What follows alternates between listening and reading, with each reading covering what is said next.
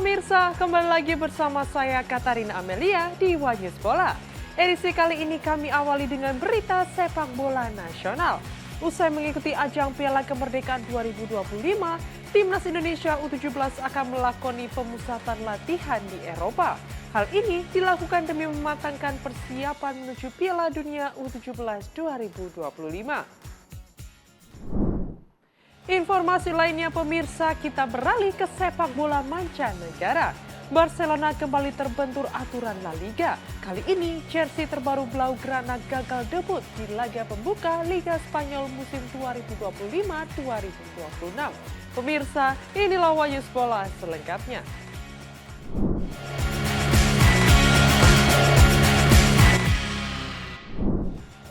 Timnas Indonesia U17 terus mematangkan persiapan untuk menuju Piala Dunia U17 2025. Ketua Umum PSSI menegaskan Garuda Muda akan menjalani pemusatan latihan di Bulgaria pada 1 hingga 14 September mendatang.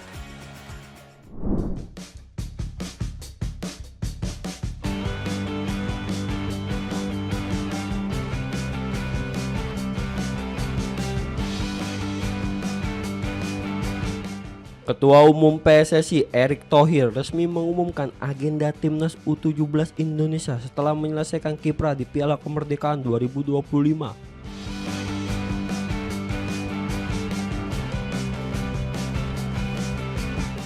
Turnamen uji coba yang berlangsung di Sumatera Utara itu berakhir pada Senin 18 Agustus 2025 dengan Garuda Muda menempati posisi runner-up.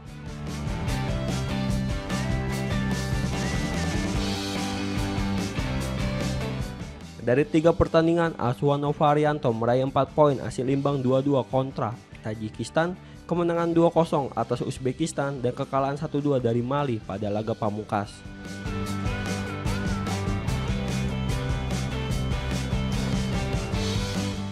Hasil tersebut membuat Mali keluar sebagai juara, sementara skuad Novarianto harus puas di peringkat kedua.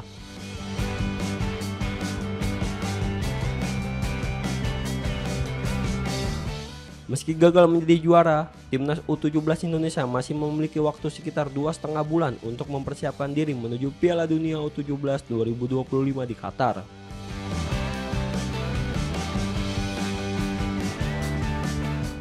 Erick Thohir menegaskan persiapan tim tidak akan main-main.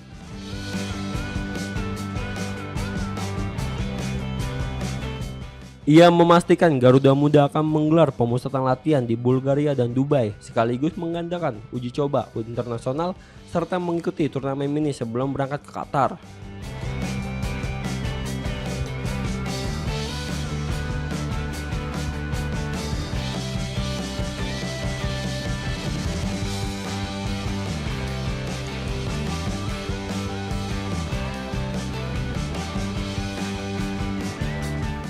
Novarianto turut memaparkan detail jadwal tim.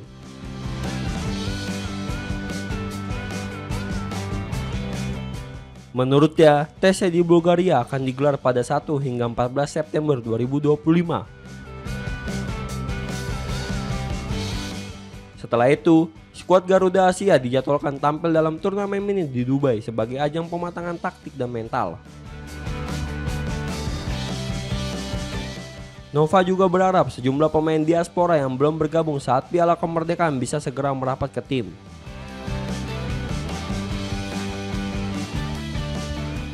Ia menegaskan bahwa seleksi menuju Piala Dunia U17 akan berjalan ketat tanpa kompromi. Publik menaruh harapan besar agar Garuda Muda tampil maksimal dan mampu memberikan kejutan di ajang Piala Dunia U17. Polemik royalti lagu nasional di laga Timnas Indonesia semakin dipertanyakan. Erick Thohir buka suara terkait masalah ini dan berkomitmen untuk memperkuat perlindungan hak cipta agar sebuah karya tetap terjaga di ranah sepak bola nasional.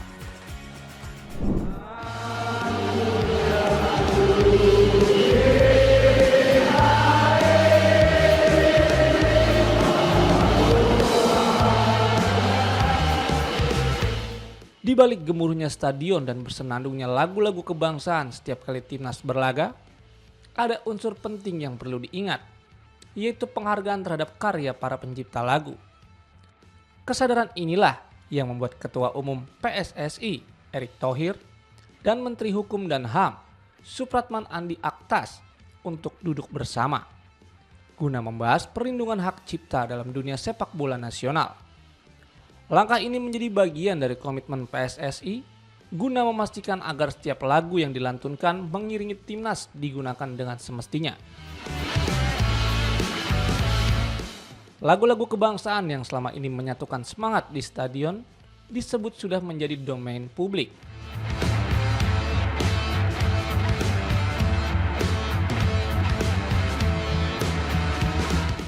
Namun, untuk lagu-lagu komersial, federasi ingin tetap menjalankan proses yang sesuai dan menghormati hak para pencipta.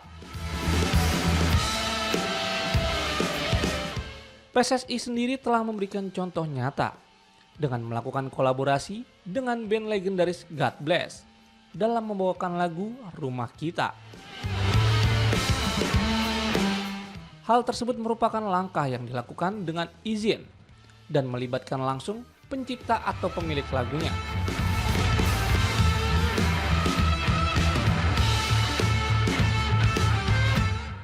Bagi federasi, musik bukan hanya hiburan di sela pertandingan, tetapi juga bagian dari identitas, emosi, dan rasa kebersamaan yang lahir di tribun hingga ke lapangan. PSSI juga berencana untuk menemui keluarga almarhumah Ibu Sud, pencipta lagu Tanah Airku, yang kerap dinyanyikan penuh haru oleh pemain dan supporter di stadion.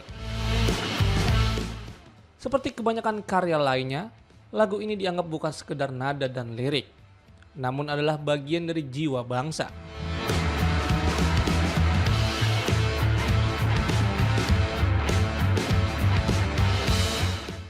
Menurut PSSI, menjaga warisan ini berarti menjaga semangat yang selama ini hidup dalam setiap pertandingan.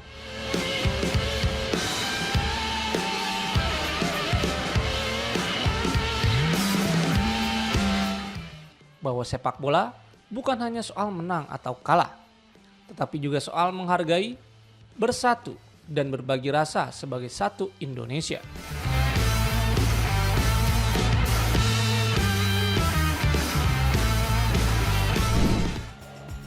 Meskipun telah memilih timnas Belanda, rasa cinta Tijani Reinders kepada Indonesia tak pernah pudar. Bintang Manchester City itu mengungkapkan mimpi besarnya untuk bisa menangani timnas Indonesia suatu hari nanti.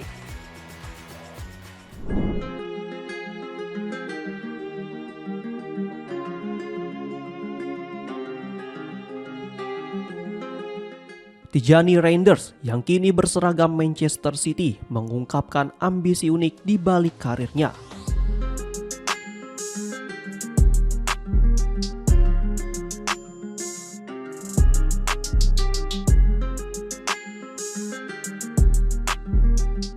Gelandang berusia 27 tahun itu bercita-cita suatu saat bisa duduk di kursi pelatih timnas Indonesia, mengikuti jejak Patrick Kluivert yang saat ini membesut Garuda.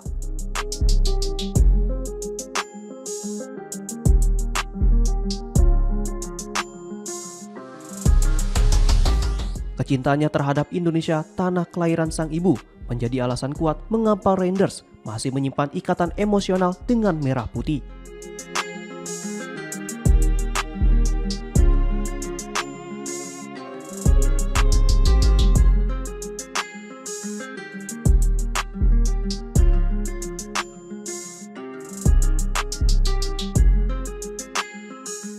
Meski sempat masuk radar PSSI untuk naturalisasi, ia memilih memperkuat timnas Belanda. Namun, dukungan supporter Indonesia terus mengiringi perjalanan karirnya di Eropa.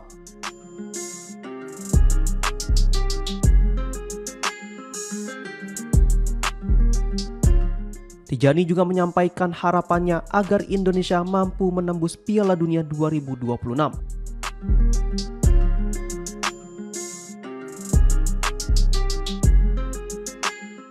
Bahkan menantikan kemungkinan bertemu adiknya, Eliano Reinders, yang kini memperkuat timnas Indonesia.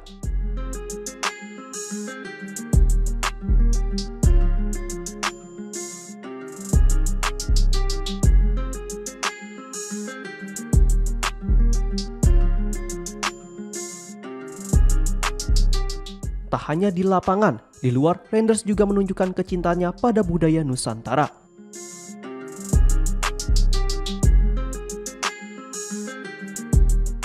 Nasi goreng buatan sang nenek menjadi menu favoritnya, disusul soto dan rica-rica yang menurutnya selalu mengunggah selera.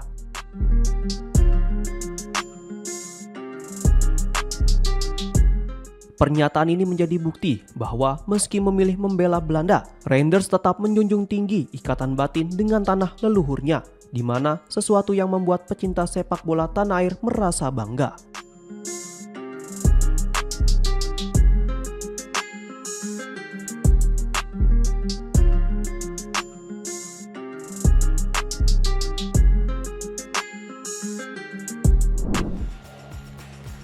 Setelah 5 bulan absen akibat cedera, Ragnar Oratmangun kembali ke lapangan hijau bersama FCV Dender.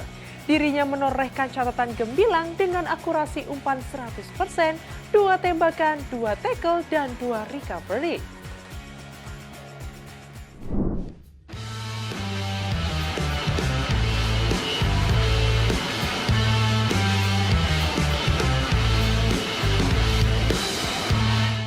Penyerang timnas Indonesia Ragnar Oratmangun akhirnya kembali merumput bersama FCV Dender di Liga Belgia setelah menepi hampir 5 bulan akibat masalah kesehatan.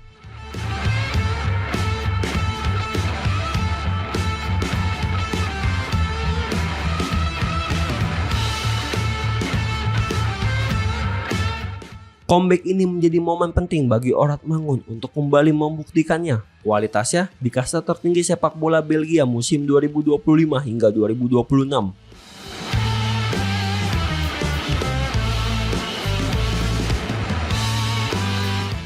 Pemain berusia 27 tahun itu tampil sebagai pengganti pada menit ke-74 ketika FCV Dender takluk 0-2 dari RSC Anderlecht dalam pekan keempat Liga.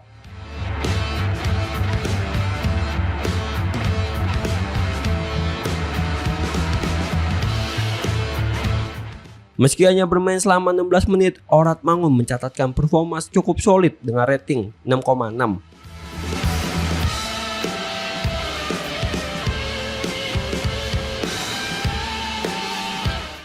Dari waktu yang terbatas, ia mampu meraih akurasi umpan 100% lewat 5 operan sukses.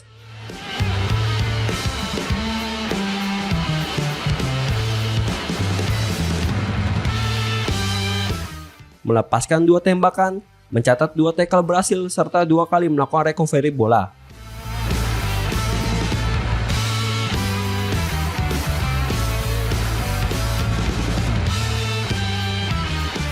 Sebelumnya, sang pemain sudah melewatkan 3 laga awal bersama klubnya.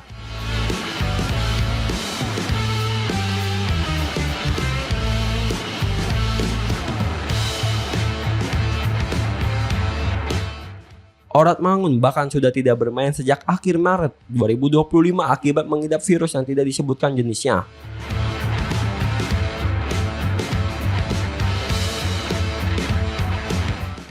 Kembalinya Oratmangun jelas menjadi kabar baik bagi pelatih Patrick Kluivert, sekaligus memberi angin segar bagi skuad Garuda yang akan menghadapi Kuwait dan Lebanon pada FIFA Matchday September mendatang.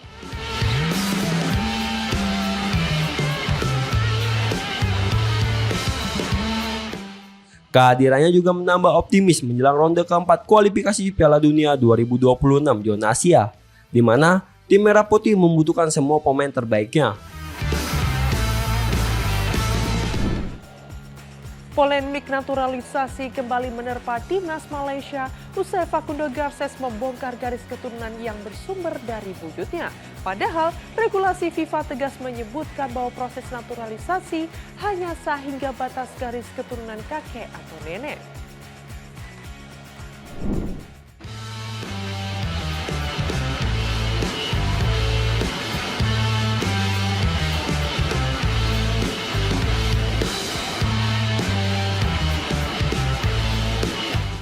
Polemik pemain naturalisasi Malaysia kembali mencuat setelah muncul pengakuan garis keturunan dari salah satu pemain yang baru dinaturalisasi. Pada April 2025, Federasi Sepak Bola Malaysia atau FAM memanggil bek asal Argentina Facundo Garces untuk memperkuat Harimau Malaya di ajang kualifikasi Piala Asia 2027.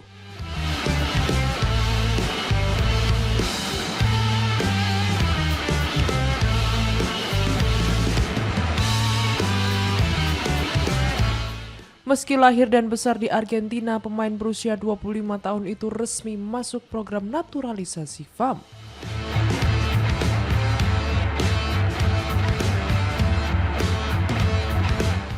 Debutnya bersama timnas Malaysia berlangsung impresif.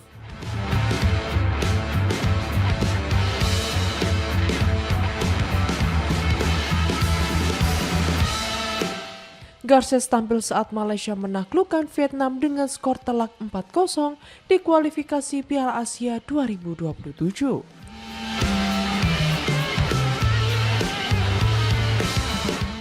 Namun setelah laga tersebut, perdebatan mengenai status naturalisasinya mulai mencuat.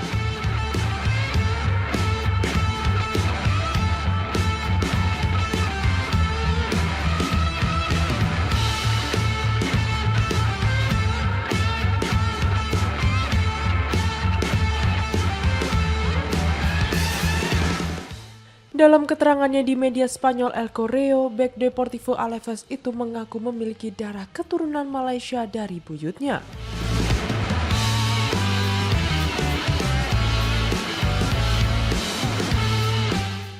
Pernyataan ini justru menimbulkan kontroversi karena menurut regulasi FIFA, pemain yang sah dinaturalisasi hanya sampai garis keturunan ketiga, yakni dari kakek atau nenek, bukan buyutnya.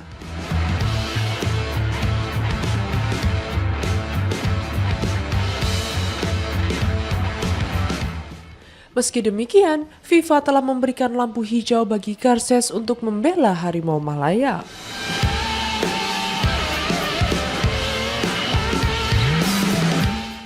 Keputusan ini menuai tanda tanya besar di kalangan publik, mengingat aturan seharusnya tidak mengakomodasi klaim keturunan dari buyut.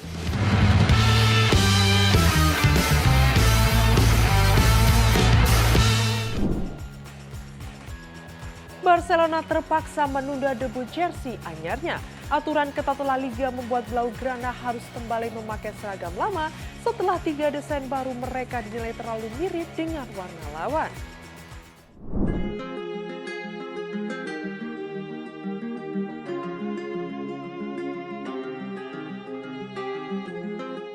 Regulasi ketat La Liga membuat Blaugrana terpaksa kembali menggunakan kostum lama pada laga perdana melawan Mallorca akhir pekan lalu.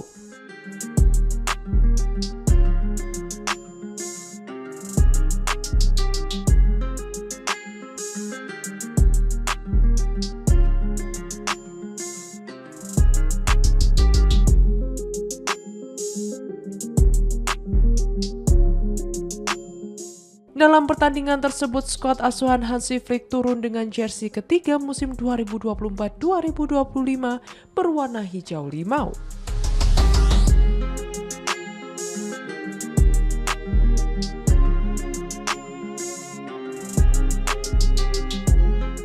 Menurut laporan Sport, keputusan ini sepenuhnya berasal dari penyelenggara kompetisi.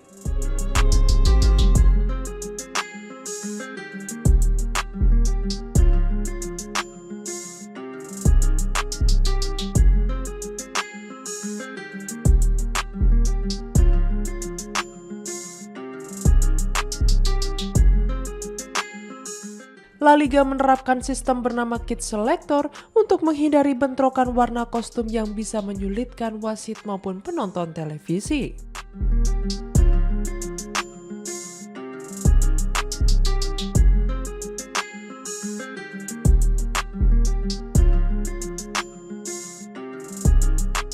Sayangnya 3 desain anyar Barcelona musim ini dinilai bermasalah karena memiliki kemiripan dengan jersey lawan.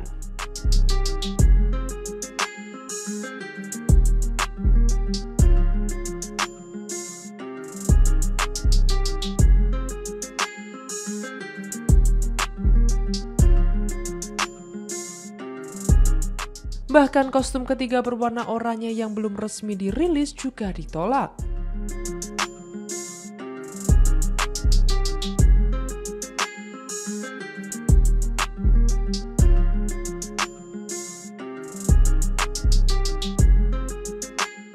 Lebih buruk lagi, masalah serupa diperkirakan terulang pada laga pekan kedua melawan Levante karena warna seragam tuan rumah dianggap kembali bentrok.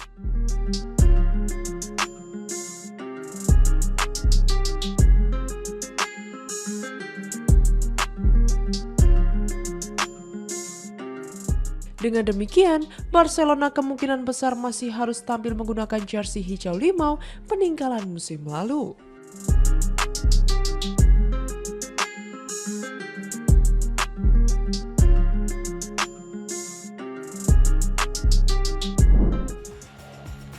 Demikian informasi yang dapat kami sampaikan pemirsa. Terima kasih telah bergabung bersama kami.